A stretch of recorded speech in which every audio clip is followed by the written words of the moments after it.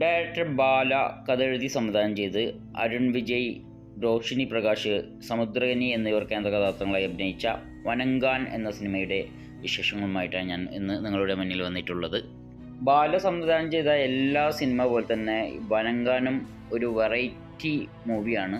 Super movie എന്ന് പറഞ്ഞാൽ super മൂവിയാണ്. ഒരു രക്ഷയില്ല. വളരെ അടിപൊളിയായിട്ട് തന്നെ സിനിമ ചിത്രീകരിച്ചിട്ടുണ്ട്. ഈ സിനിമയിൽ അരുൺ വിജയ് ഒരു സംസാരശേഷിയും കാത് കേൾക്കാത്ത ഒരാളുമായിട്ടാണ് അഭിനയിച്ചിട്ടുള്ളത്. അരുൺ വിജയിൻ്റെ ക്യാരക്ടർ വളരെ ഭംഗിയായിട്ട് തന്നെ അവതരിപ്പിച്ചിട്ടുണ്ട്. ഒരു സങ്കടം എന്ന് പറഞ്ഞാൽ ഈ സിനിമ കേരളത്തിൽ എല്ലായിടത്തും റിലീസ് ചെയ്തിട്ടില്ല. ചില സ്ഥലത്ത് മാത്രമേ റിലീസ് ചെയ്തിട്ടുള്ളൂ. എന്താ കാരണം എന്നറിയില്ല. മദ്രാസ്കാരൻ സിനിമ ഇറക്കിയോണ്ടാണോ എന്നറിയില്ല. മദ്രാസ്കാരൻ തീരെ പോരാ. പക്ഷേ ഈ സിനിമ ആണെങ്കിൽ അടിപൊളി എന്ന് പറഞ്ഞാൽ അടിപൊളി മൂവിയാണ്.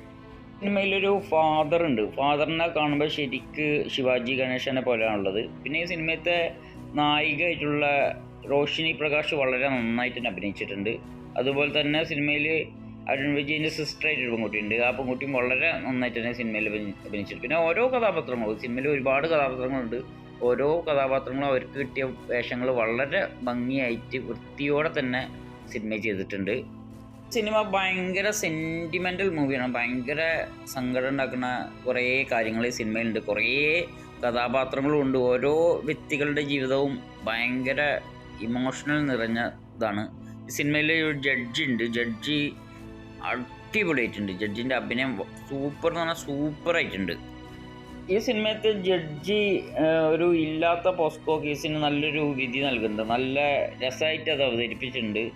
സത്യം പറഞ്ഞാൽ അത് കാണുമ്പോൾ നമ്മുടെ നാട്ടിലും സ്ത്രീകൾക്ക് സംരക്ഷണം വേണം, അത് ഞാൻ സമ്മതിക്കുന്നുണ്ട്. പക്ഷെ എന്നിരുന്നാലും ഒരുപാട് പേര് ഈ നിയമം പറഞ്ഞിട്ട് മിസ്യൂസ് ചെയ്യുന്നുണ്ട്.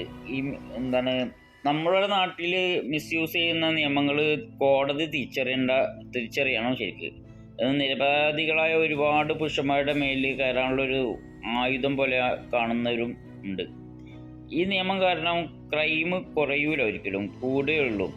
ഏതായാലും ജയിലിൽ പോകുന്ന തോന്നിക്കഴിഞ്ഞ് കഴിഞ്ഞാൽ അവർ ആക്രമിക്കാൻ തുടങ്ങും.